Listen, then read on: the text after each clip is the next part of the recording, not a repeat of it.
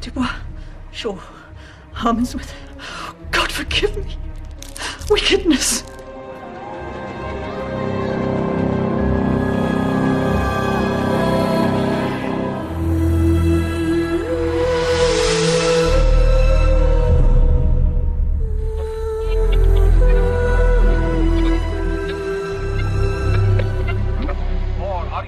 That man may question. You seem to understand me. By each at once her chappy finger laying upon her skinny lip. You should be women, and yet your beards forbid me to interpret that you are so. Speak if you can. What are you? All hail, Macbeth. Hail to thee, Thane of Glamis. All hail, Macbeth. Hail to thee. Thank you, lad. Thank you. Order. All hail, Macbeth. Good evening, Mrs. Coppins. Thou shalt be king hereafter. Wickedness. Oh, God forgive me. Perhaps somebody could watch out for the ambulance. Tuckerton. Mrs. Davis. De La Fontaine. Mrs. Davis. It's Father Gorman. Oh, there is much time. Wickedness. Such wickedness. I can't die like this. I must confess. Parkinson, Hesketh Dubois, Shaw, Harmonsworth, Tuckerton. Stopped. It must be stopped. I'll do everything that's necessary. Mrs. Davis? Mrs. Davis?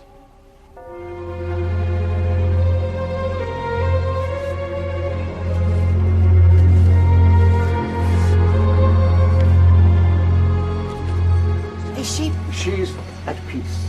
The ambulance is here. It's bleeding late as usual. Now o'er the one-half world nature seems dead, and wicked dreams abuse the curtained sleep. Witchcraft celebrates pale Hecate's offerings, and withered murder, alarmed by his sentinel, the wolf, whose howls his watch, thus with his stealthy pace, with Tarquin's ravishing strides towards his design, moves Like a ghost. Thou sure and firm-set earth, hear not my steps, which way they walk, for fear thy very stones prate of my whereabout, and take the present horror from the time which now suits with it, whilst I threat he lives.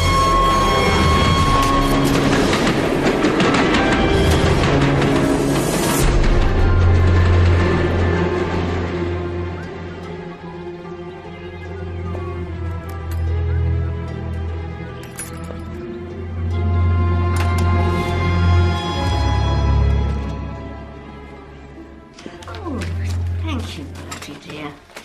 That does look good. You've got a letter. Yes, I see. London W2.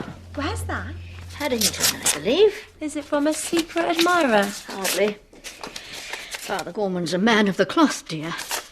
So I hardly think it. Then the folly, the safekeeping. How very strange. What's Rev 68, miss? It isn't done to read other people's correspondence, you know. No, miss. But what's it mean? Well, it's the Book of Revelation, chapter 6, verse 8. And I looked, and behold a pale horse, and his name that sat on him was Death, and hell followed with him. Don't like the sound of that. Well, it's the Bible, dear. I'm not sure you're meant to. Oh, good morning, miss. Thank you, Billy, dear.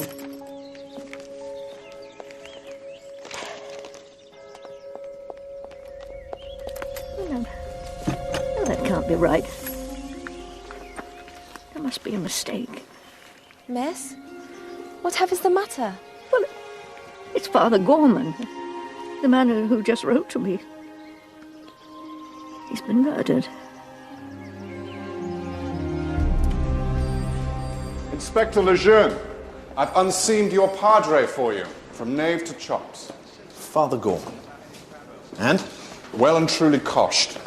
First blow probably killed him, but whoever did it made sure. Nasty business. Nastier than you'd expect for robbery, Dr. Kerrigan. Was it robbery? Well, his pockets were turned out and the lining of his cassock ripped.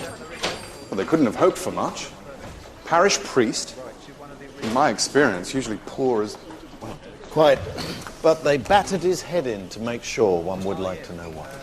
Anyone come forward? Yes, as it happens, just about to take a statement. Dear Jane, I send the following for safekeeping. Ormerod, Sanford, Parkinson, Hesketh, Dubois, Shaw, Harmonsworth, Tuckerton, Corrigan, Delafontaine. Revelation 6-8 will telephone tomorrow evening and explain. Yours affectionately, Patrick Gorman. What do you make of it? Apart from the biblical reference, I'm not quite sure what to make of it yet. The names don't mean anything to you? I'm afraid not. If I might ask how you knew Father Gorman? We met during the Great War at a convalescent home where I was nursing Sister. He served as chaplain with the 7th Royal Irish Horse. Brave chap. Yes, he was. And when did you see him last? Oh, not for some years, but kept in regular touch. And why do you think he would send this to you? Perhaps he thought someone may wish to take it from him. A list of meaningless surnames? They meant something to Father Gorman, and presumably to someone else. The newspaper said that he'd been called out to attend a dying woman shortly before he was attacked. Mrs. Davis, that's right. You questioned her neighbours, presumably? Her fellow tenants, yes. 23 Benthall Street is a lodging house run by a woman called Coppins. It's just that I know from my own experience that people don't always realise the value of what they have seen. We have done this sort of thing before, Miss Marple. Of course, forgive me. It's just, Father Gorman was such a good man. It's hard to imagine why anyone would want to hurt him. Things have changed, Miss Marple. Goodness doesn't seem to count for very much anymore. It's an unforgiving world, and the city is a long way from country life. Of course, it is possible, isn't it, that the dying woman told him something. Perhaps he had to get those names down on paper as soon as he could, before he forgot them. Well, anything's possible, of course. It's what makes my job so interesting. I'm sorry to have put you to any bother. No bother at all. Very public-spirited of you to come forward. Father Gorman was a good friend. He should have justice. He will. I promise. We'll find them. Meantime, try not to trouble yourself. No. Goodbye. Goodbye.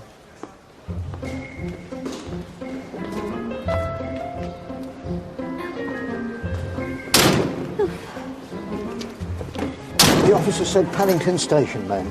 Yes, thank you.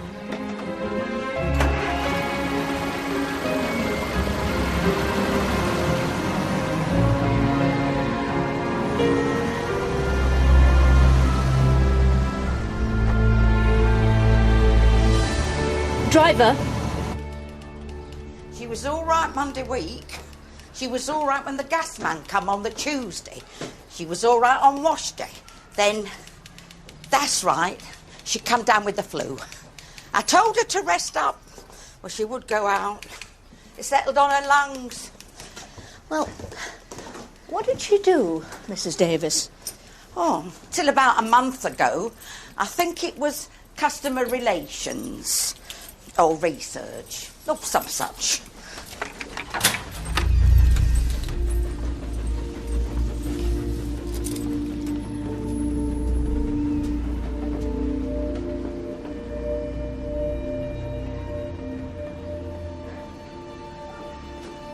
Had she been with you long, Mrs. Davis?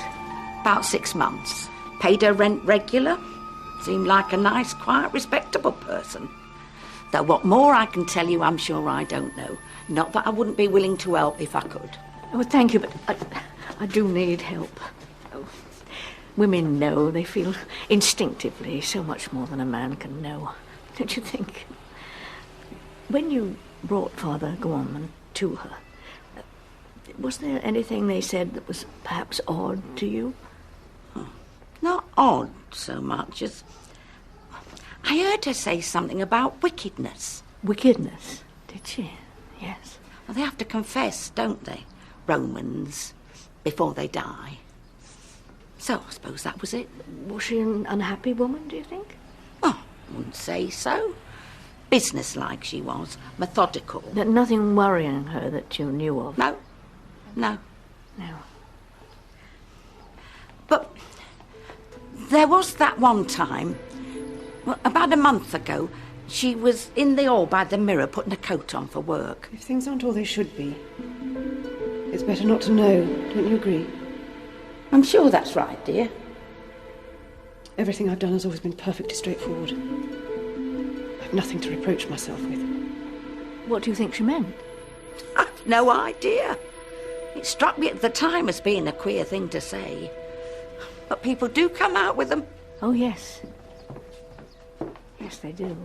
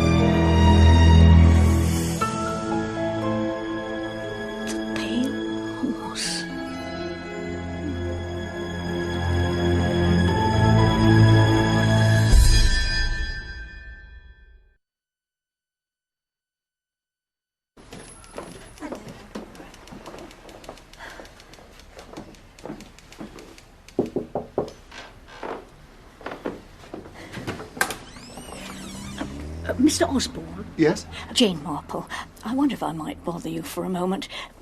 Mrs. Coppins said that you were waiting in the street for the ambulance that attended to Mrs. Davis. That's right. Jolly cold it was, too. Were you a friend of Mrs. Davis? Thank you. No, Father Gorman. The priest who... Oh, I see. Yes, of course. My condolences. Thank you. I wondered, perhaps had you seen anyone loitering about, watching the house? Well, I did see someone. Oh?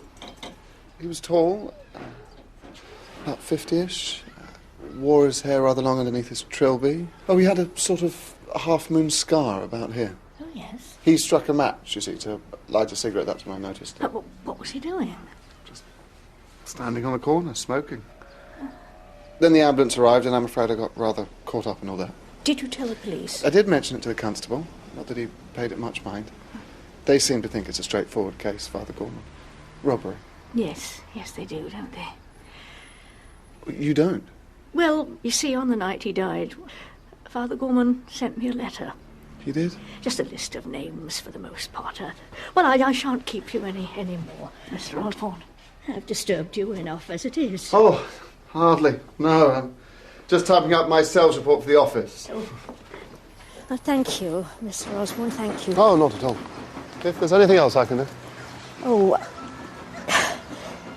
you know, as a matter of fact, I rather think there is. Ormrod, Sanford, plenty of those. Parkinson, not uncommon. Hesketh du Bois, that's a bit of a mouthful, can't be many of them. Hesketh.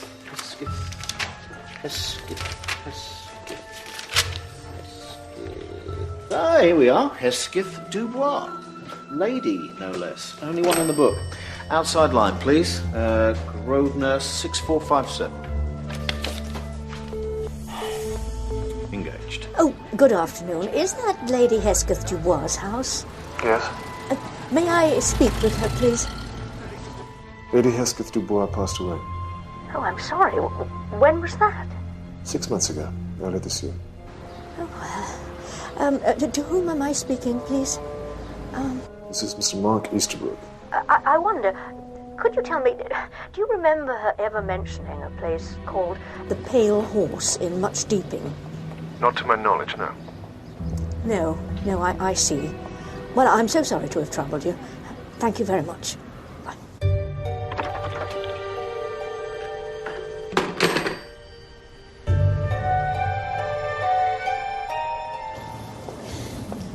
It's such a desolate spot. I shouldn't have brought you here. I asked you to. All the same. No, and thank you for coming with me. I don't think I should have had the courage to come here on my own.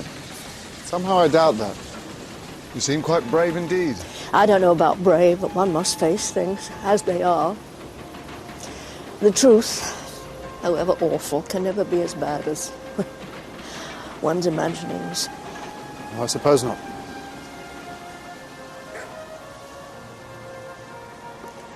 Did you know her well, Mrs. Davis? Only to nod to her in the hall, I'm afraid. She seemed perfectly nice, though. What makes you ask? I just wondered if you'd ever heard her mention the pale horse. A pale horse? No, I don't think I... No, not a pale horse, the pale horse. Can't say as I did. What is it? Well, I believe that it's a little hotel or inn of some kind in a little village called Much Deeping in Hampshire.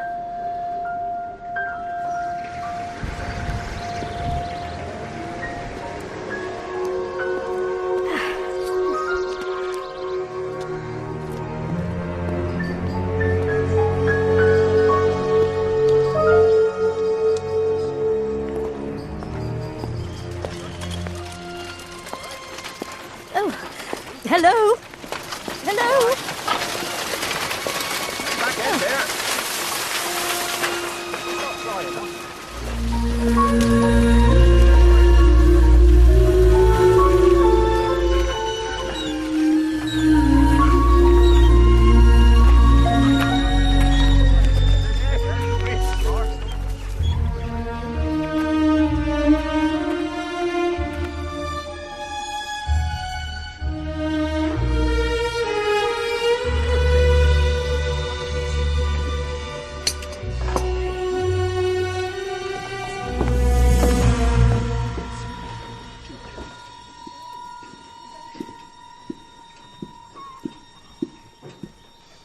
Staying with us long, Miss Marple? A few days, I think, Miss... Down 4 days. You're down for the burning, are you? The burning? Well, each year the village celebrates the witch trials, 1664. It does tend to draw the crowds. Ghouls. I can't say I approve, but it helps keep us afloat. Thurs are grey. Proprietrix of the Pale Horse. Jane Marple, how do you do? Room 5, please, Sybil. Bella will take your luggage.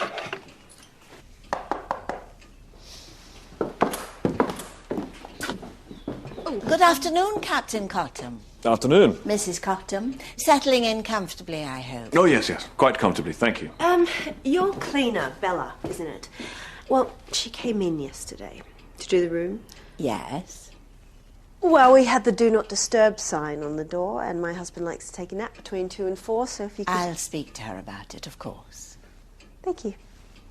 See, only have to ask. Captain and Mrs. Cottam are local residents, rather awfully. They had a fire last week. Oh, dear. Yes, I see. How unfortunate. Yes. So they're staying here with their housekeeper, Mrs. Harsnett, until their place is repaired. Mm-hmm. We're giving them a rate, of course.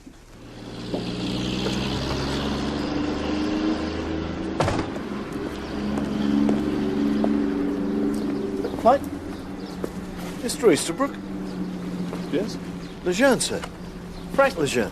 617 Squadron. Lejeune? Well, I never. Hello, old man. How are you? Very well, thank you. Well. Good old Frank. So, what are you up to these days? I'm a police inspector. Heavens, there's a thing. For my sins. Other people's, sure. As often as not. I read your articles now and again. Oh, do you? I enjoy them very much. That's good of you to say so. Probably too late to say now, but I was very sorry about your wife. Thanks, that was... So, what brings you down here? Well, I was hoping to have a quick word with Lady Hesketh Dubois. She does live here. She did? Why? What's all this about? Just following a lead. Well, I'm sure I can tell you what you need to know. She was my godmother. Was? Yes, she died quite recently. Is something wrong? That's what I'm hoping to find out.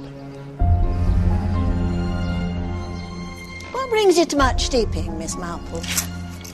Outside of the burning, I'm afraid we have very few visitors these days. Oh, really? It was different in the old days. There was a regular clientele, commercial travellers and the like. But since the bypass went through, I'm afraid we've become something of a backwater. Oh, indeed, that is a shame. Oh, but how did I? Well, actually, the Pale Horse was a recommendation. Indeed. Might I ask from whom?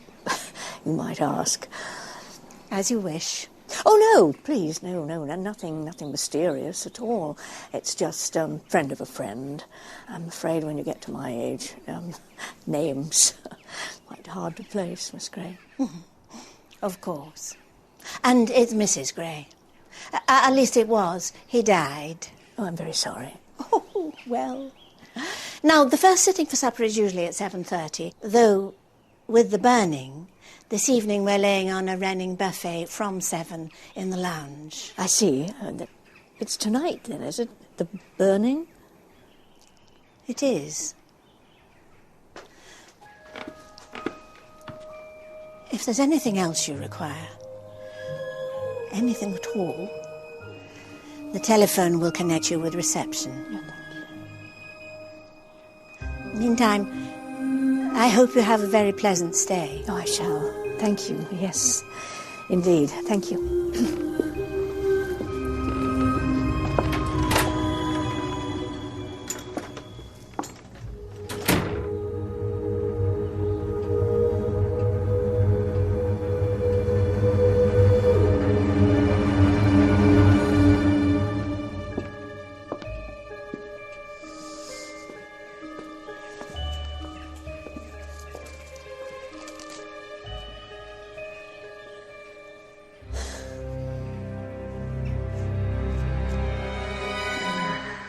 Hesketh Dubois, deceased.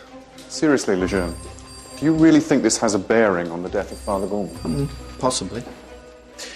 Supposing that's the connection. What? You mean they're all dead? Shaw, Harmonsworth, Tuckerton. Let us take a few moments to remember Thomasina Tuckerton.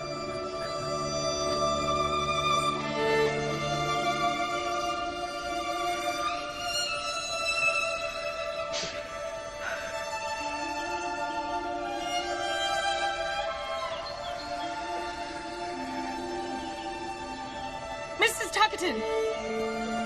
Where were you, Mrs. Tuckerton? She needed you. I tried to track you down. Stop it, Ginger. You're not family, and this is none of your business. Mrs. Tuckerton!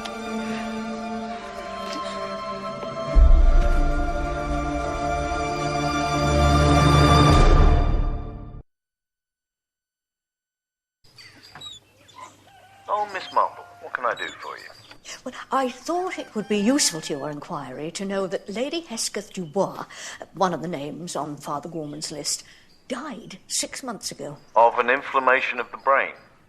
Oh, you know then? Yes, I know. Rather more to the point, how do you? How do I? I telephoned her house yesterday and I spoke to a man called Mr. Easterbrook. Mark Easterbrook, her godson. Oh, you've seen him then? Yes, I've seen him. I know him, actually. Well, knew him. He was one of the best. Flew Lancs during the war, which is how we met. I was ground crew, you see. He's a historian now, English folklore. Is he? Oh, is he now? Miss Marple, I understand that Father Gorman was a friend, but this is a police matter. Oh, yes, absolutely, Inspector. It's just, she was a woman of means, I could imagine. Considerable means. Now, really, I must get on, and please, if there are any further developments, I will let you know.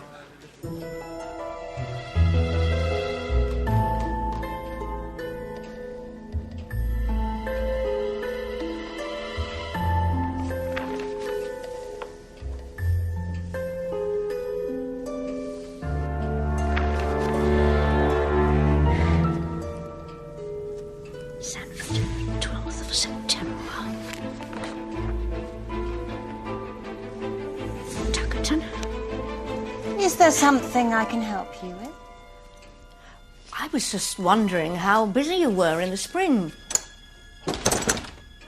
You were thinking of coming back so soon? Well, it is such a lovely spot, even at this time of year. Oh, we like it.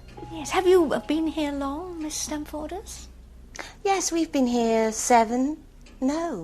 8 years. Thursday and I bought the freehold in April, 47. We'd seen it the previous year on a walking tour. Really? Did you? But at the time it wasn't for sale. Do you think it would be beyond the realms of possibility that I might get a drink? Is Mrs. Gray not in the bar? Not unless you've cast an invisibility spell on her. Apologies.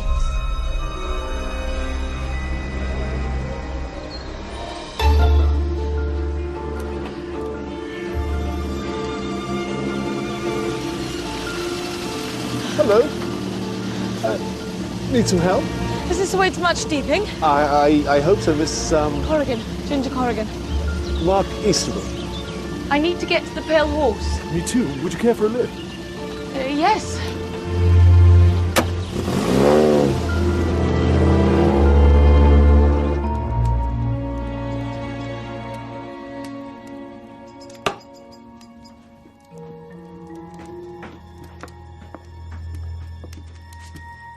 I'm afraid Mr. Venables can be something of a tartar if he doesn't get what he wants exactly when he wants it. I expect it's on account of his polio. Something I can get you. Yes, a blackcurrant cordial would be nice, thank you. Damn it, Cottam, I've warned you before about your bloody animal. Oh, it's steady on good dog shot. I tell you, if I see it sniffing around my place again, I won't be responsible. Like you wouldn't be responsible for the fire at my house. What the bloody hell are you talking about? I'm not going to sell, I've told you, no matter what tricks you get up to. What are you talking Come about? on, You just... might have money, Venables, and good luck to you, but it doesn't mean you can have any damn thing you want. All I'm saying is I wish you'd keep your bloody dog under control. Stupid bitch is a menace. Look, I know you've had a few, but would you mind watching your language in front of my wife? My apologies. Right. Mrs. Harsnett not joining you for a constitutional today?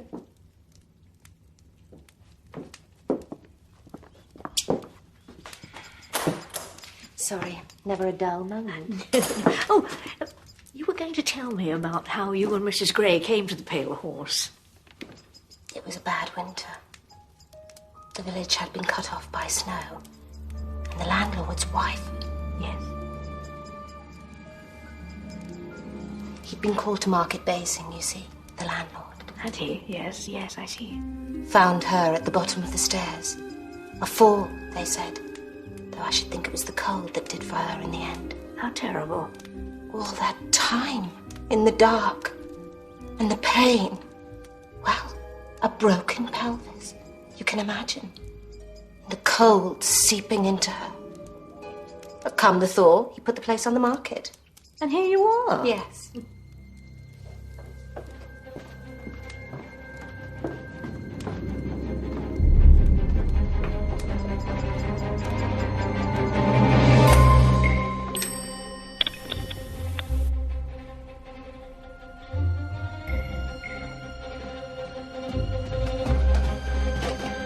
Hello? Mr. Osborne? Yes? Jane Marple. Ah, Miss Marple. You well? Yes, very well, thank you. It really is the most extraordinary place. Oh, did you find what you're looking for? No, nothing yet. But there is someone in the village I'd very much like you to see.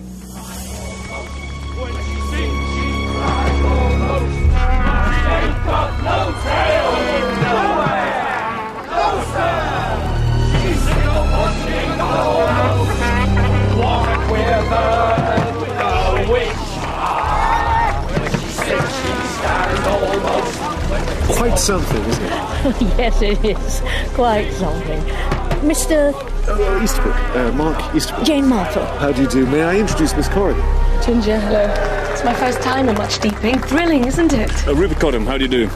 Hello, how My do wife Kanga. How do you do? Housekeeper, Lydia Harsnett. Hello, how do you do? Do you live in the village or are you just down for the burning? Locals, albeit displaced ones. We had a fire last week, so we're billeted at the inn. Oh, poor you, how bloody. The wealthy widow! Goody Khan! 3 past husbands!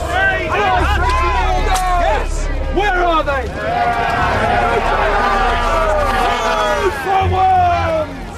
Didn't quite catch what it is you do, Mr. Easterbrook. I'm an historian. I'm down here researching the witch trials, Wincanton, Stoke Trista, and so forth. Have you anything to say? I'm innocent. And we say to you...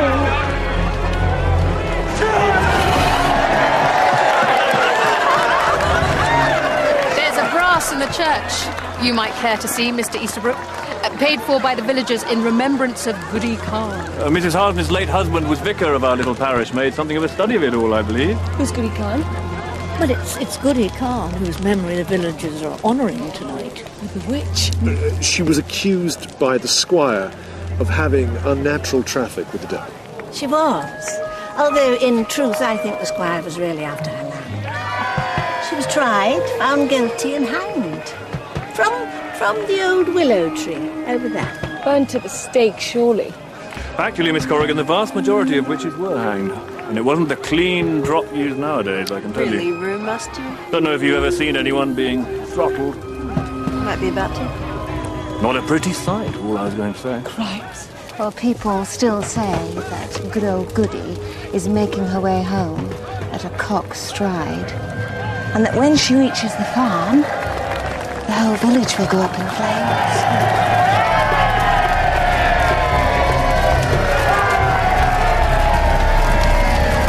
But to be honest, I've seen enough fire in the last 2 weeks to last me a lifetime. So, same with you, I'd like to go inside or do something I regret.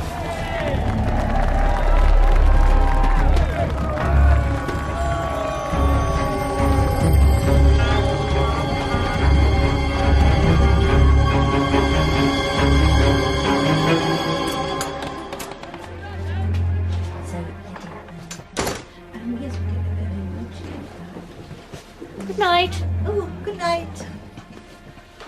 Mrs. Gray. Yes? I've remembered now who it was recommended the pale horse. A Miss Tuckerton, would it be? Mrs. Tuckerton? Yes, I'm sure that's what the name was. Ah. Well, good night, then. Good night. Oh, Miss Marple, I wonder, I'm due to call on Roger Venables tomorrow for lunch. Perhaps you'd like to join me? Oh, Mr. Venables, You'd be doing me a favour. He can be a crusty old devil. But my husband was fond of him, and I'm trying to carry on his good work. Make him part of our little community, as it were. Oh, in that case, yes, of course, I'll be delighted. Hurrah! I'd be grateful if you didn't mention it to Captain and Mrs. Cottam. They don't really get on with Mr. Venables. Oh, so I gathered. They wouldn't really like it if they thought I'd been fraternising. Of course. Good night, then.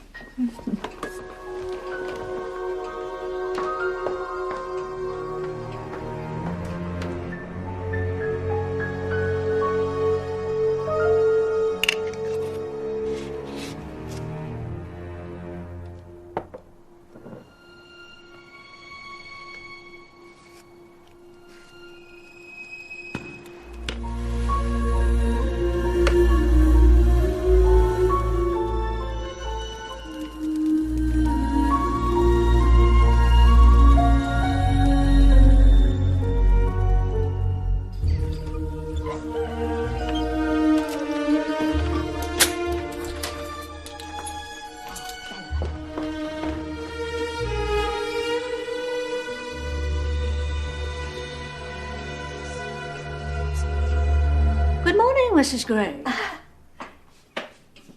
I think perhaps you have some gift for clairvoyance. Oh, no, nothing so exotic, I'm afraid. Just a keen sense of smell. Well, unless I'm much mistaken, that's eau de nuit you're wearing? I hope you'll forgive me, but I had the idea, Bella had it too, that you might need us. Need you, Mrs. Gray? Sybil thinks you came here to find us. She's seldom at fault. And why would I want to find you? That I do not know yet. But I shall. Rely on it.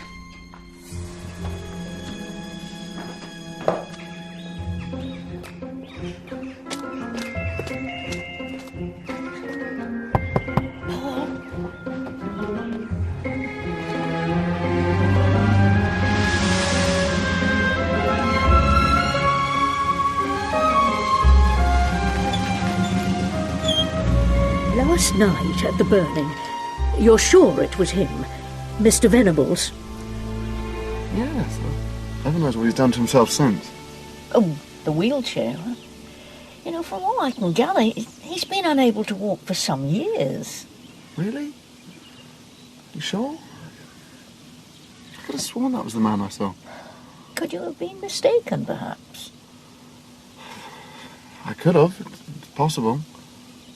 Unless he has a twin brother, now that would be an answer. In fiction, perhaps, but in real life it doesn't happen, you know, it really doesn't. No. I expect not. I'm sorry.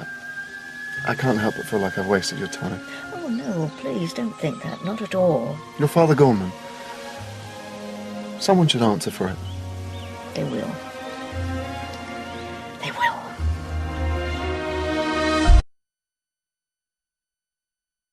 And I think it's possible that Mrs. Davis may have visited the Pale Horse. And what makes you think that? I found a list of names which matched those sent to me by Father Gorman, concealed in one of Mrs. Davis's shoes, of all places. Miss Marple, that's evidence. Oh, it is, Inspector. But more importantly, that list was written on headed notepaper from the Pale Horse. Please. Don't tell me you have taken it upon yourself to go down there. I'm afraid that would be an untruth. But you see, the names on Mrs. Davis's list have dates beside them which match certain entries in the hotel register. Do they? Well, I certainly think you might be onto something. Oh, do you think so? I do, but please, do nothing further. Well, I'm sorry, Inspector. It's a very bad line. I didn't quite catch that. Oh, there go the pimps. I haven't any more money to put in.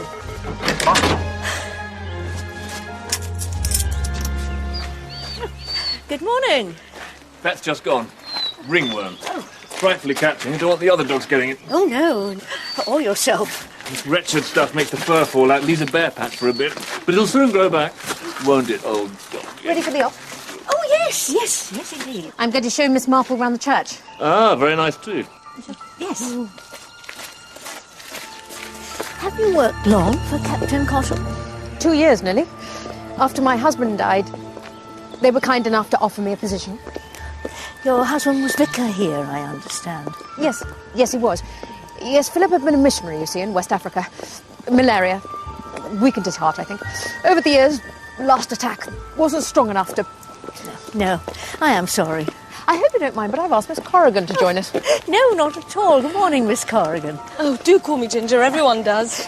Good Lord, Mr. Venables must be rolling in money. Yes, and no one really knows where it came from. He's quite the mystery man. Travelled the world, you know. So, it seems a supreme irony that I should have emerged unscathed from some of the most disease-ridden corners of the globe, only to contract polio in my own rather dull little country. Eastbourne, Lido, 1949. God rot the place and all who live there. Tell me, Mr. Venables, why did you come to live in Much Deeping, so far away from everything? Do you have friends here? No. I came to this part of the world precisely because I knew no one here. Did you? Yes, well, I see. Yet for all that, I find I'm now on the tourist trail, a site of historic local interest, along with the burning and those monsters up at the Pale Horse. Monsters, Mr. Venables? You know what they say, two's company, three's a coven. It seems a little harsh. I know there's some as finds them useful, Mrs. Harsnett, but in my opinion they should be driven out, with pitchforks and burning brands, if needs be. What they're up to in that place... What are they up to? Wickedness. All manner of black devilry. Of course, I was brought up with the devil. Believing in him, I mean. And, you know, he always did seem to me so silly. With hooves and a tail. Capering about like a ham actor. Call me old-fashioned, but I really can't go along with this modern playing down of evil as something that doesn't really exist. Wouldn't you agree, Miss Marple?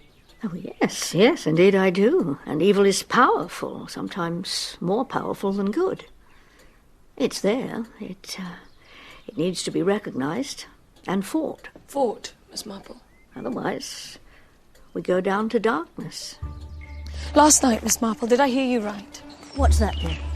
You told Mrs. Gray you knew Mrs. Tuckerton. wouldn't be an Amelia Tuckerton, would it? Stepdaughter by the name of Thomasina. Possibly. As I say, she's just a friend of a friend. Why? I worked with a girl at the gallery called Thomasina Tuckerton. Tommy Tucker, we called her. Oh, well, it might be. Very well might be. You must ask her. No, that's impossible, I'm afraid. Tommy died 2 weeks ago. Oh, I'm sorry. And only a few weeks before, she'd been so happy. John had asked her to marry him. And she'd accepted him, yes, I see. We thought it must be some sort of nervous alopecia, but she just got weaker. What did the doctors diagnose? They didn't know. She was just so alone.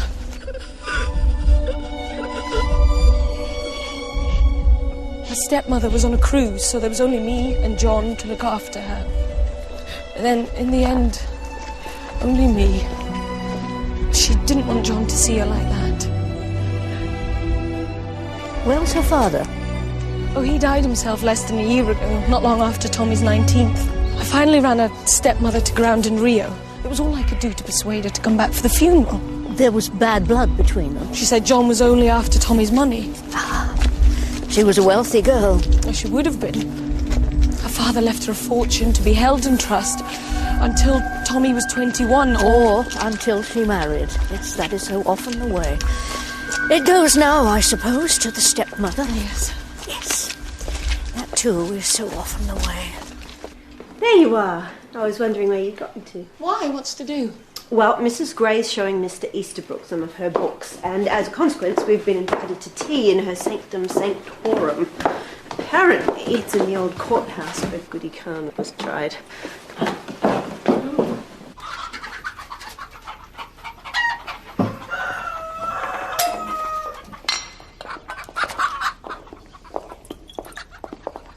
Goodness, what a lot of poetry you keep. Can't say I care for hens.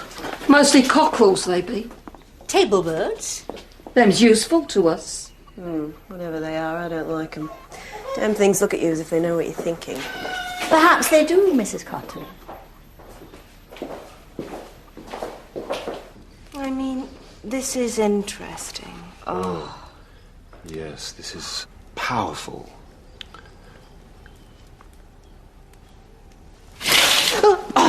Honestly, Thurza, I do wish sometimes you'd knock. I'm surprised you didn't divine my presence, Sybil dear. Mrs. Gray, you really do have some wonders here. An original Malleus Maleficorum and this, Grimoire Sadokismus Triumphatus. Very rare indeed. Oh, it's so nice to meet someone who admires one's treasures. So it's the Swedish seances then, is it? Ah, that plain and forthright voice for which the Antipodes is so rightly renowned. You're well informed, Mrs. Cottam. Someone must have been talking. In a village, I find everyone knows one's business far better than one does oneself. I'm sure the three of us enjoy a splendid sinister reputation. Done all you want. Yes, thank you, Bella. That'll be all. Give it here. I'm sure someone will have told you. Bella is the local witch. Really? Yes, she has certain powers, though not as great as those that Sybil enjoys. Well, I have always been attracted to the occult. Even as a child, I realised I had unusual powers. Did you, really? Oh. Automatic writing came quite naturally to me.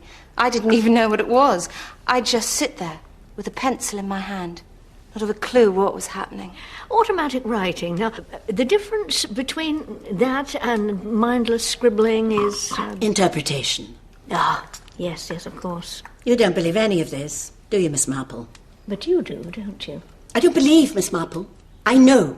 Why else have people come through the ages to the necromancer and the witch doctor? There are only two things people want badly enough to risk damnation. The love potion and the cup of death. Ah. So simple, isn't it? Love and death. The love potion to win the man you want. A draught to be taken at the full of the moon. Recite the names of the devils. Draw patterns on the floor. All window dressing. The truth, of course. The aphrodisiac in the draught. And the cup of death? Oh. Untraceable poisons, perhaps? Poisons? Childish stuff. There are new horizons, Miss Marple. The mind. Knowledge of what it can do and what it can be made to do. Made to do? Influence your subject to commit suicide, is that it? No. The psychologists have shown us the way. The desire for death. It's there in everyone. And that desire can be stimulated. You don't need to kill your victim. All you need to do is will him to death. Can you do it?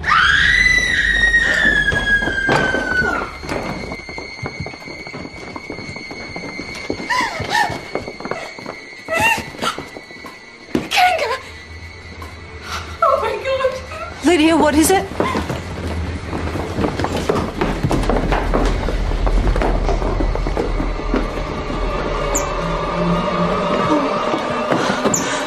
Rue, oh God, Rue, what's wrong with him? What happened here? Oh my Rue, darling.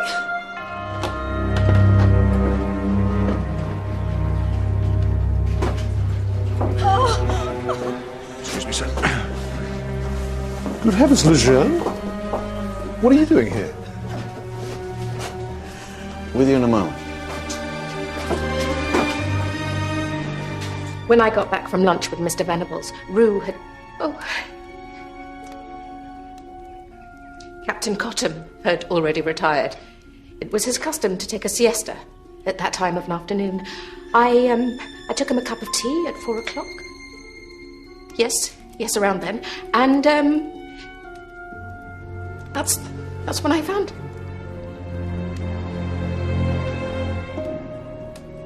Rupert was in the garden with the dog. That was the last I saw him. He was so full of life. We were so happy. And I wasn't even there. I wasn't there.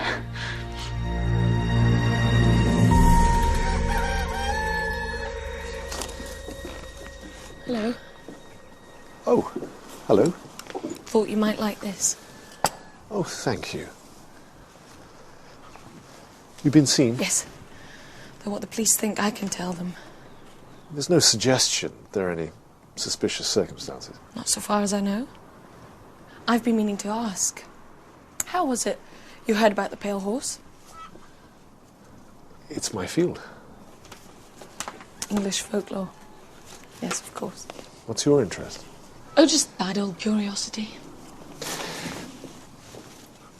I'm not sure I believe that for a moment. In fact, you strike me as the sort of young woman who's never had an idle thought in her head. I'll take that as a compliment. You should.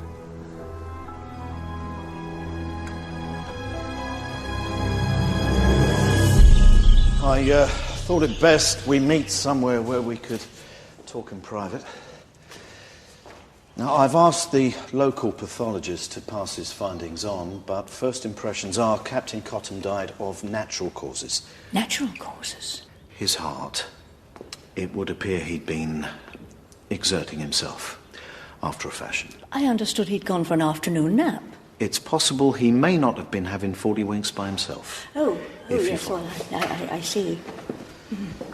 I must say, I thought there was rather more to their arrangements than simple housekeeping. Yeah, and Mrs. Cottam party to it, would you think? I would think so, wouldn't you? Goes on, Miss Marple, you only have to read the Sunday papers. But it doesn't mean there's anything sinister about it. Look, I'm sorry, I know you've the best of intentions, but the long and the short of it is, I can't go poking my big London nose into Hampshire police business because you've got a feeling. It isn't done. No, of course. Mind, you could have knocked me down with a feather, running into Mark Easterbrook against us soon. I'll admit it's a rum go finding him down here. Not that I'm suggesting he was involved with what happened to Father Gorman in any way. No, of course not. But it is a long while since you've seen him. The man you knew. He does seem changed. But he's more caused than most. Maybe since Isla. His wife. Whirlwind romance, head over heels. Whisked her off to Italy for a honeymoon, Amalfi Coast. Car accident. Brakes failed. She was killed outright. I imagine Mr. Easterbrook was lucky to survive. She was with a friend. Ah. Local police tried to pin it on Mark, of course, jealousy, but it didn't stick. Anything in it? I'd have sworn not, but given the right circumstances, who knows what a chap might do. Tell me, Inspector, have you ever heard of a physician called Sir William Dugdale of Harley Street? He's a nerve doctor, isn't he? So I believe. Yes, we use him sometimes if one of our men goes down with a bad case of the jitters. Why? What about him? Perhaps you might like to ask him about one of his patients, name of Venables, Prize Court. Much deeping. Goodbye, Miss Marple. Goodbye. Miss Marple. Oh, Miss Corrigan. You said evil had to be fought. Otherwise, we go down to darkness. Did you mean it? Every word. Is there something you'd like to tell me, perhaps? Yes. About your friend, is it? Tommy Tuckerton.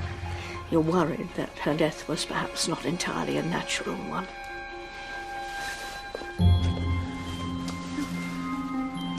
C.R. Bradley.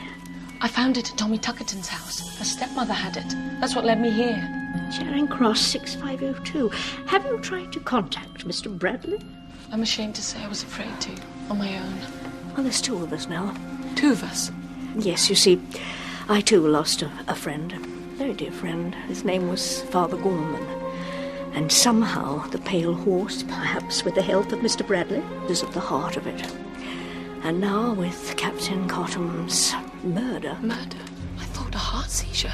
Oh, no, my dear. He was murdered, I'm quite sure of it. But why and by whom? We'll get to the bottom of it. I know we will. Oh, yes. But we must beware. For even while we are hunting him, I fear he may well be hunting us. Please be careful, Miss Marple. Don't worry. I'll be back from London tomorrow. See you then.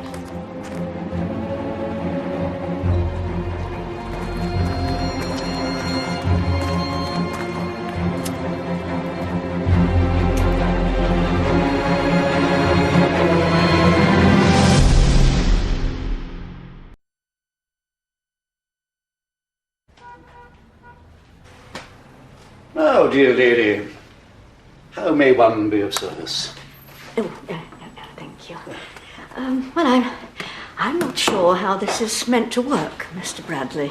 I suppose the first thing to ask is how much? Dear me, I see. Yes. That's not how we go about things, dear me, no. No, we haven't introduced ourselves yet, have we? I don't think I ought to give you my name. Oh, cautious, yes, I like that, yes, admirable quality, but I think we may allow ourselves a moment's candor. Who has it sent you to me? Let's just say a friend of mine has a friend who has a friend. Quite. You know my calling, I presume. Turf Commission agent. Interested in horses, perhaps? Betting? Any particular horse you had in mind? A pale horse? Very good, excellent. Oh, you yourself, if I may say so, seem to be rather a dark horse. Let me assure you that there's no need for any anxiety. I'm a lawyer myself. Disbarred, I understand. Unfairly, of course. Just so. But disbarred or not, I do know my law. And everything I recommend here is perfectly legal. It's a question of a bet, you see. A bet? That's right. A man, or in your case, mutatis mutandis, a woman, can bet on anything he pleases. Whether it will rain tomorrow, whether the Russians can send a man to the moon, or whether Mrs. X will die before Christmas. You follow? Look, correct me if I'm wrong, but I keep thinking I saw you at Kensal Green Cemetery the other day. You did. I would have mentioned it myself. But running into you again, I didn't want you to get the idea I was some kind of oddball, following you. What were you doing? I was visiting my late godmother, Min. More properly, Lady Minerva Hesketh Dubois. She died earlier this year. Let's assume a hypothetical case. Someone would like to know when Great Aunt Eliza is going to die. Eliza could live on, pepped up by doctors, for another 10 years. Would you be delighted, of course? You're fond of the old girl, but how useful would it be to know? You follow? Oh, yes. And that's when yours truly comes in. You bet me a certain sum that Aunt Eliza will be hale and hearty until Christmas. I bet that she won't. There's nothing against that, is there? She was a decent old stick. Good innings, mind. 71. But she went through it, poor thing. I mean, it was quick as you like, but all over in a week. You wouldn't let a dog suffer like that. She wasted away to skin and bone. Her hair. Her hair? Well, just came out. Clumps. Dignity. You know? For a woman especially, crowning glory, when all's said and done. No matter how old you are. You were fond of her? Yes. Yes, I suppose I was, rather. She was always there when things got bad. Did they get bad often? Once. Very.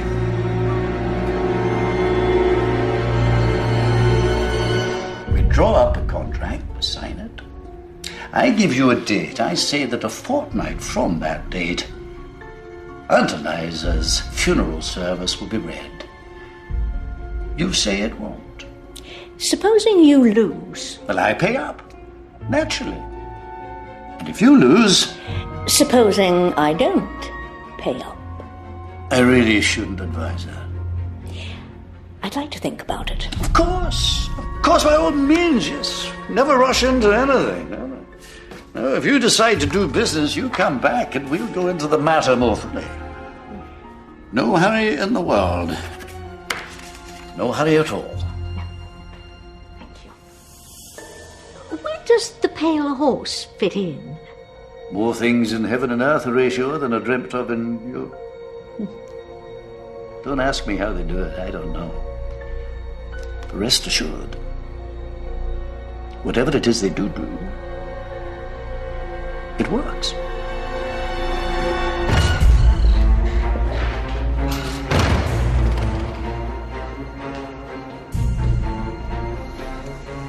Bradley, eh? I should have known. Caused us no end of trouble over the years. But he's a slippery customer.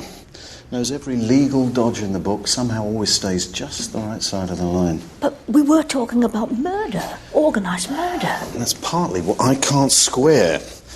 Bradley's a wrong 'un, but something like that. Chance of having his neck stretched. I'd have said that was right off his beat. Yes, I agree with you, Inspector. Mr. Bradley's involvement begins and ends with the financial transaction. He's a go-between, nothing more. Oh, and I did hear back from Sir William Dugdale, the nerve chap you asked me to get hold of. No go, I'm afraid. Venables has as much chance of walking as I have of flying. You know, Inspector, despite all the evidence to the contrary, I think it would still be worth one's while to keep an eye on Mr. Venables. Really? Oh, yes, I would go so far as to say he may well be key to unwrapping this whole affair. There are dark forces at work here, Inspector. They must be forced into the light. Somehow I don't like the sound of that. Whatever suspicions you may have, you must leave things to the police and not take any action of your own. No, of course, Inspector. No, you're right. I wouldn't dream. Dear me, no.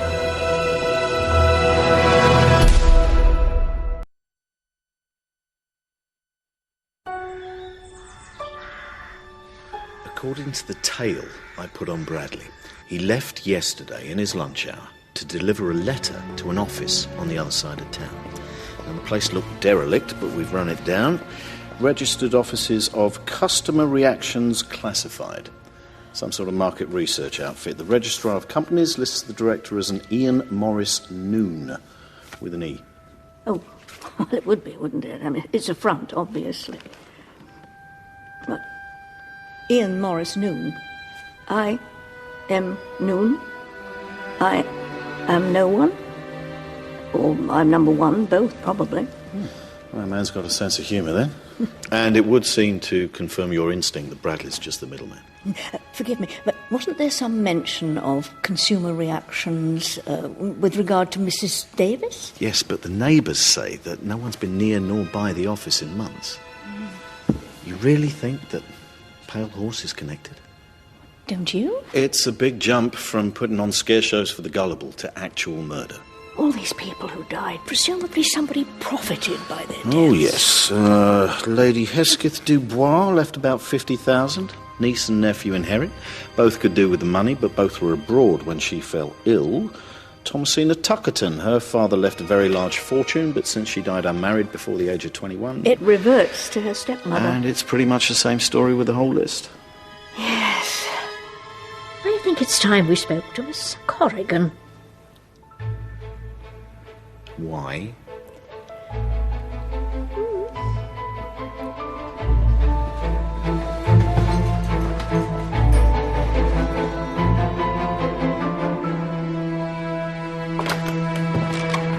Good heavens. What are you doing here?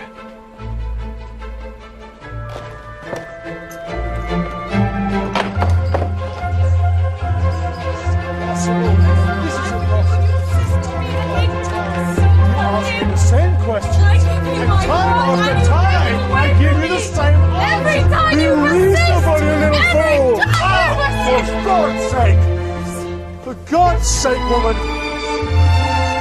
You take it! I cannot handle anymore! You will pay for that!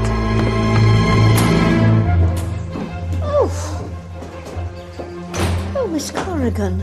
I thought you were here till the end of the week. Fred have been called back to work. An emergency at the gallery. Oh, I am sorry. I shall be sad to see you go. Your bill, Miss Corrigan. Thank you. Mrs. Gray, I wonder, could you do me a favour? While packing, I noticed I seem to have misplaced a glove. Brown suede, the left, if you should I'll send it on to you. Well.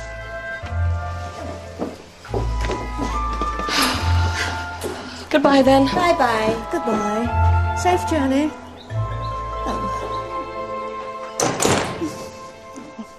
Miss Marple.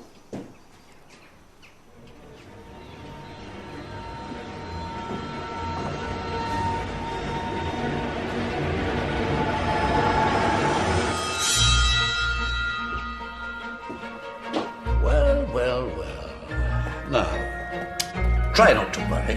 These things happen.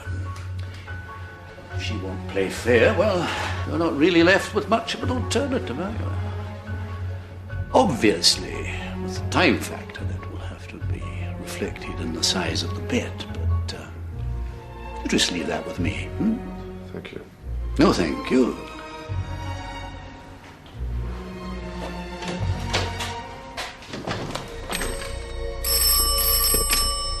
The Pale Horse? Oh. Tonight? I've had the preliminary findings on Captain Cotton through. Doesn't look to have been a heart attack after all. The pathologist says he's never seen anything like Cotton's insides. It looked as though he drunk about a gallon of drain cleaner. Morning. Oh, great heavens.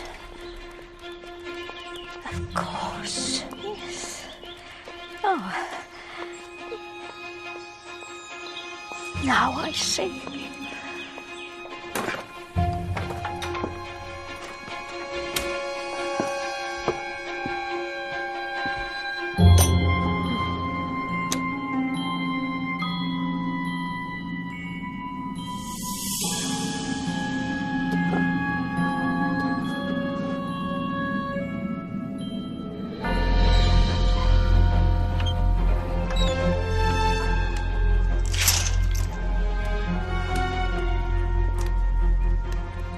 Once the invocation is completed, there can be no going back.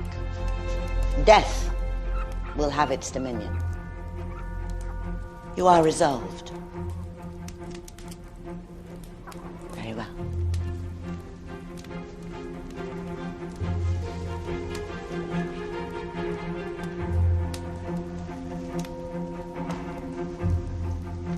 You have brought what you were instructed to bring? Yes. It belongs... No. No names.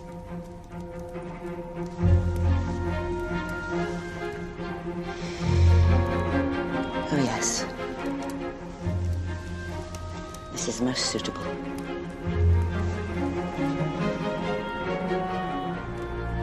The physical emanations of its wearer are very strong.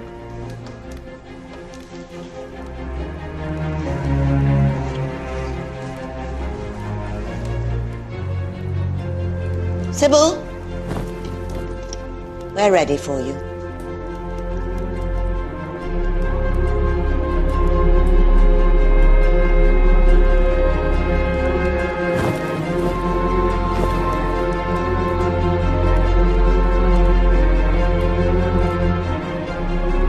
I must impress upon you the necessity of remaining absolutely still. I am summoning forces into this room, dangerous to those who do not know how to control them.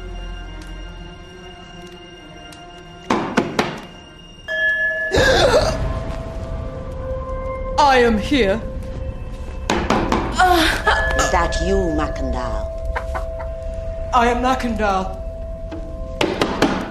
Are you prepared, Macandal, to submit to my desire? I am. The dead must be sent to cause death. It shall be so.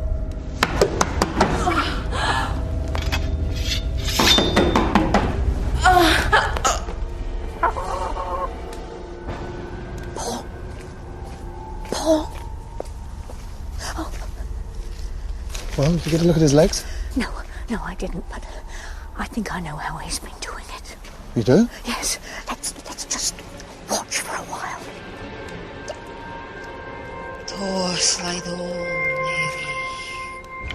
Maravors, which wert in heaven, hallowed be thy name. Our Father, which wert in heaven, hallowed be thy name.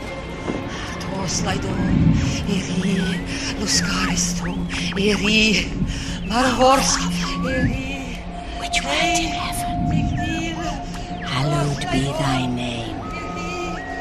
You are set free to be at one with the owner of this glove. Only death solves all problems. Only death. There is always a weak spot. The tissues of the body obey the mind. The tissues. The flesh. Towards death. Towards death the conqueror. Death soon. Strength. Death the conqueror. Strength. Very, very soon. Death. Death. Death. Death. What if he had a twin brother, you said? Rather foolishly, and to my everlasting shame, I dismissed it as belonging to fiction. But you got me thinking. After all, what better cover for a murderer than a man confined to a wheelchair? I don't understand. How did he manage to fool the doctors? I mean, he really does have a twin. Oh, no. Nothing like that. But just suppose Mr. Venables had made contact with a genuine polio case. Someone in poor circumstances to whom he made a proposition. Look. Oh, look. Just as I thought.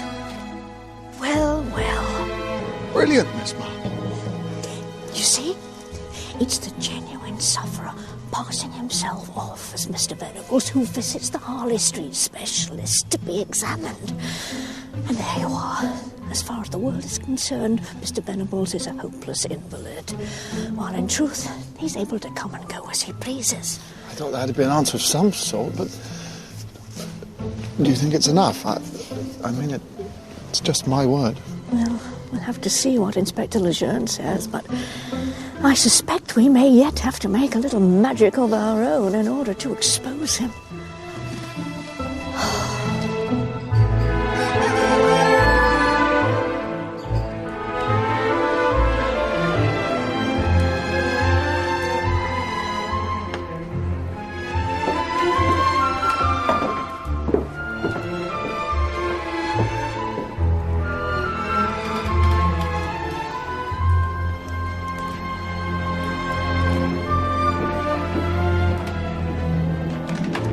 give me a moment. Ooh. There. Okay. Oh. I think I must be molting. Are you sure you're up to this, Miss Marple? I think I might be coming down with a cold, but I'm not going to let it stand in my way. There. Now, are we for the off?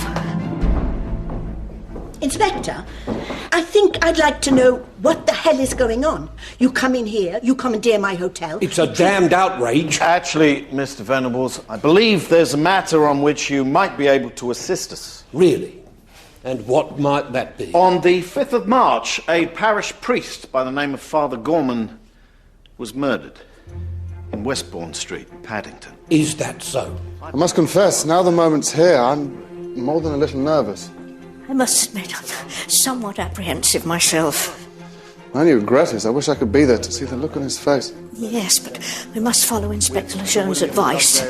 You're our star witness. Only you can identify him. And if this is to work, we must time your entrance to maximum effect.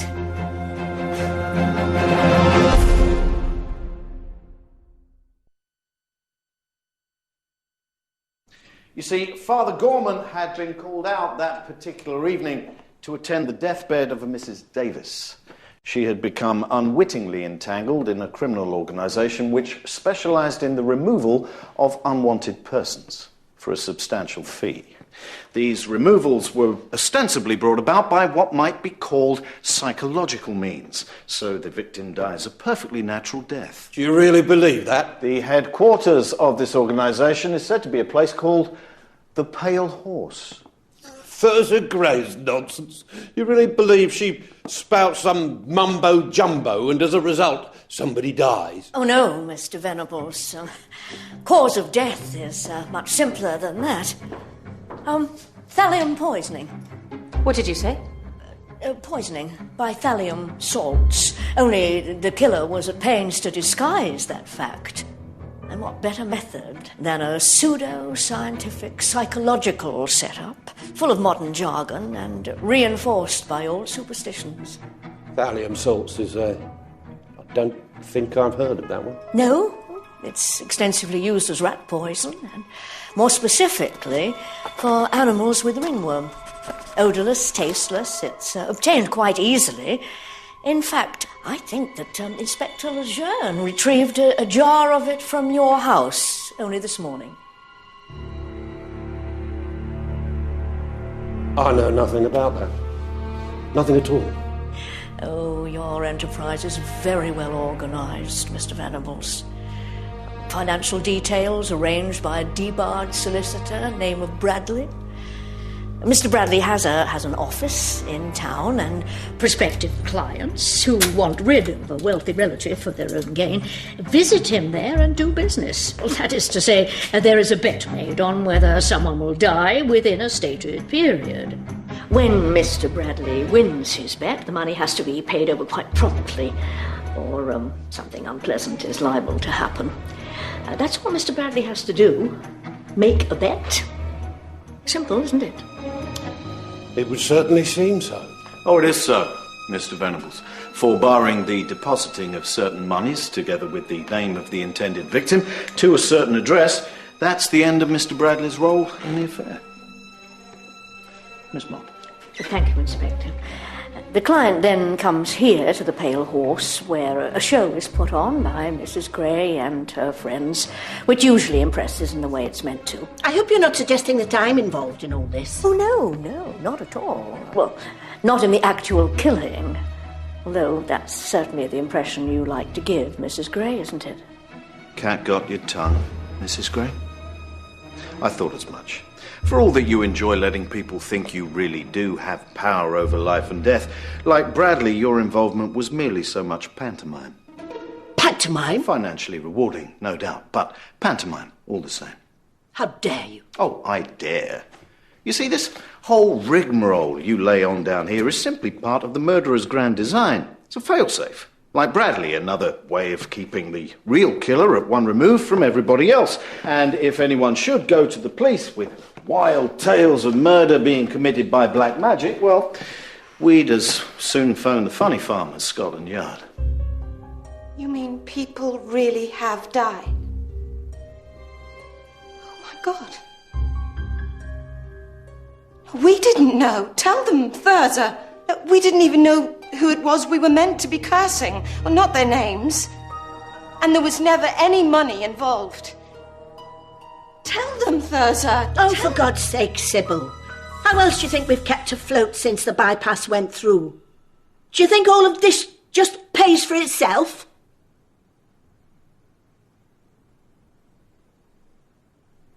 But I just thought it was a bit of fun. Fun, Miss Stamfordis. And now to the simple facts behind the scenes, as it were. Certain women, to the best of their knowledge, bona fide employees of a consumer research concern, are sent by the anonymous head of the enterprise to canvass a particular neighbourhood with a questionnaire. What bread do you prefer? What toilet articles, cosmetics do you use? And so to the last step, the only action performed by the mysterious head of the enterprise himself. He may pose as a plumber, electrician, a workman of some kind, in order to gain entry. But whatever his role, his object is simple. Replacing an article he knows by means of the consumer research questionnaire that his victim uses with a poisoned substitute, which sooner or later does its deadly work. The victim falls ill, a doctor is called, but sees no reason to imagine anything untoward. You see, but for the hair loss, thallium poisoning looks like nothing more than a natural death. You see the beauty of this scheme, Mr. Venables? The only person who knows what the head of the organisation actually does is the head of the organisation himself. There is no one to give him away. No one to give him away? What utter tosh. What about Bradley? What about the witches? Neither Mr. Bradley nor anyone at the Pale Horse so much as even know his name, never mind what he looks like. You see, that's the key to the whole operation. Mr. Bradley's handsomely paid, of course, as is Mrs. Gray. But so far as the world is concerned, the man behind it doesn't even exist. So how do you know so much? There's nothing so reliable in court as the testimony of an eyewitness. For example, Mr. Venables, this gentleman here is willing to swear he saw you following Father Gorman on the night of the 5th of March. I did see you. I described you exactly. Didn't I, Miss Marple? Yes, you did. Rather too exactly, perhaps. Because I'm afraid you didn't see Mr. Venables that night you were waiting for the ambulance. What? Let me introduce you, Mr. Venables, to Mr. Paul Osborne, late of Benthall Street, Paddington. You'll feel a personal interest in him when I tell you that Mr. Osborne, who, like yourself, has been under observation by Inspector Lejeune for quite some time, was unwise enough to plant a jar of thallium salts in your house, only this morning. No, I didn't. Be quiet. You see, not knowing of your condition, Mr. Osborne amused himself by casting you as the villain of the piece. Miss Marple? And being a very greedy, as well as a very vain and very stupid young man, he refused to admit he'd made a mistake. Worse, he tried to implicate you further by murdering Rupert Cotton. Who should we look to if murder was suspected, other than the man with whom the late captain had such a long-standing and bitter feud? How do you suppose I managed to achieve that? You said yourself that's not how thallium works. Yes, but it wasn't thallium you used on poor Captain Cotton. Oh, no. In the kitchen, Inspector, you will find a jar of dried beetles, Lighter piscatoria of the Melodidae family, more commonly known, I believe, as Spanish fly. Crushed to a powder, and in the minutest doses, it has a reputation as a powerful aphrodisiac. Alas, the potion I saw Lydia Harsnet buy from Bella Ellis, as I believe was their long-standing arrangement, was of no such minute dose, but rather one that had been tampered with and prepared to a lethal strength, so that when Captain Cotton drank it, voluntarily, his insides were burnt beyond saving.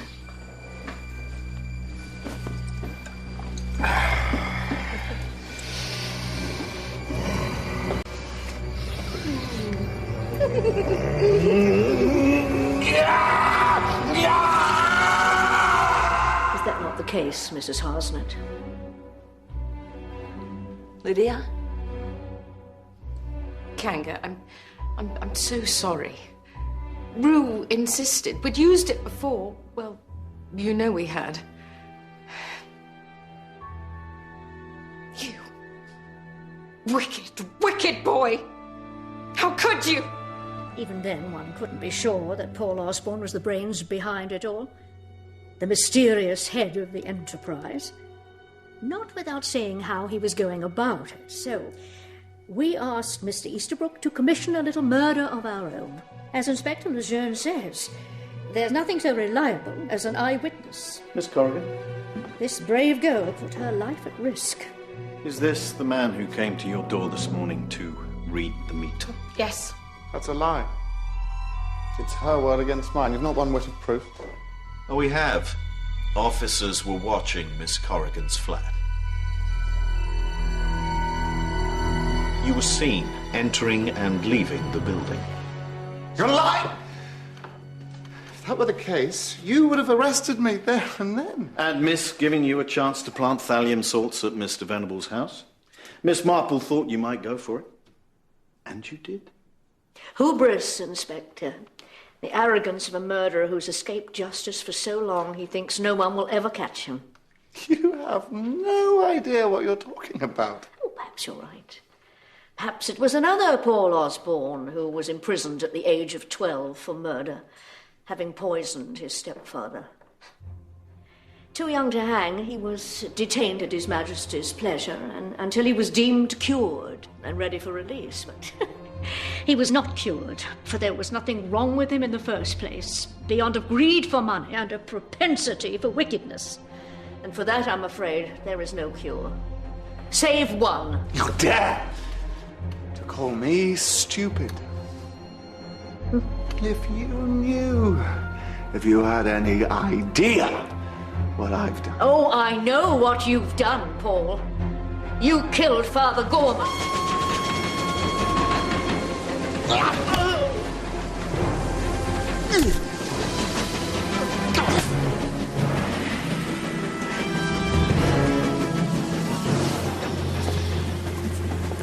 And now I know why. Really? You killed him because you realized Mrs. Davis would have told him what she knew of the Pale Horse. And how do you imagine Mrs. Davis knew about the Pale Horse? Oh, I imagine it began with something as simple as recognizing a client's name in the obituaries column. And once you've seen one, well, I suspect she followed Bradley back from one of his trips to the headquarters of Customer Reactions, consulted him, perhaps much the same as we did, and that's what led her here. And well, you couldn't have that. So you poisoned her. You suspected Mrs. Davis knew the names of all the people you had murdered. Well, you were right. She'd made a list. You think you know it all, don't you? Oh, well, we'll see who has the last laugh. You'll be sorry. I presume by that you're referring to the pot of face cream I keep on the dresser? The one you laced with thallium? Well, fortunately for me, I'm rather set in my ways, and I always keep the labels on my potions turned towards me. It's so much quicker to see what you're looking for. But you're ill. As I said, I think I may well be coming down with a cold. Your hair. Window dressing, Mr. Osborne. As Mrs. Gray will confirm, the trick with magic is always to show the audience exactly what it is they expect to see. Now you see it. Now you don't. You are an interfering old witch. And I'll kill you! You won't be killing anybody, not where you're going. Get him out!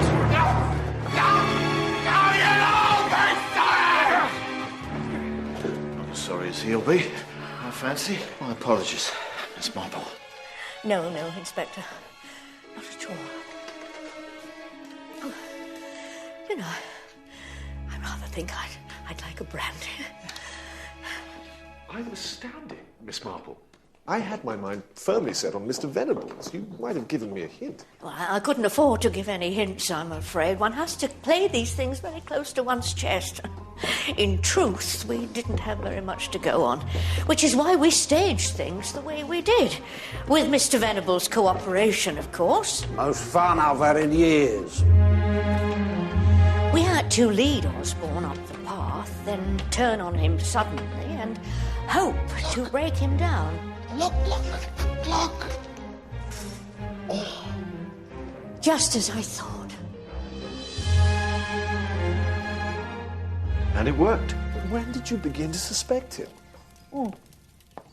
Well, it's extraordinarily difficult to make up a description of anybody. Try it. You'll find you're unconsciously describing someone you know or you've seen somewhere. I'd say Osborne saw Mr. Venables sitting in his car one day here in Much Deeping and was very struck by his appearance. But, of course, if he'd seen him that way, he wouldn't have known he was confined to a wheelchair. And what about Thirza Gray's part in all this? Sybil Stamfordis and Bella. I wouldn't worry too much about them, Mr. Venables. I shouldn't be surprised if some dark and moonless night they just mounted their broomsticks and slipped quietly away. Cheers.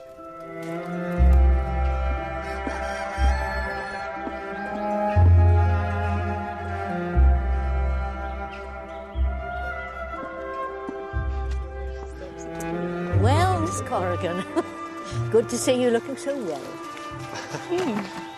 Thank you for everything. If it hadn't been for you... No. It's Father Gorman we should thank, and Mrs. Davis. They set the ball rolling and paid for it with their lives. You gave her justice, Miss Marple, Mrs. Davis, and Tommy Tuckerton, Lady Hesketh Dubois, Father Gorman, all of them. We gave them justice. So thank you, both of you, for agreeing to take part in our little subterfuge. I hear Mr. Easterbrook played his part to perfection. According to Inspector Lejeune, Mr. Bradley still can't believe you were a stooge. He really did think you wanted me out of the way. Oh, I suspect, my dear, that nothing can be further from the truth. Well, I'd better be...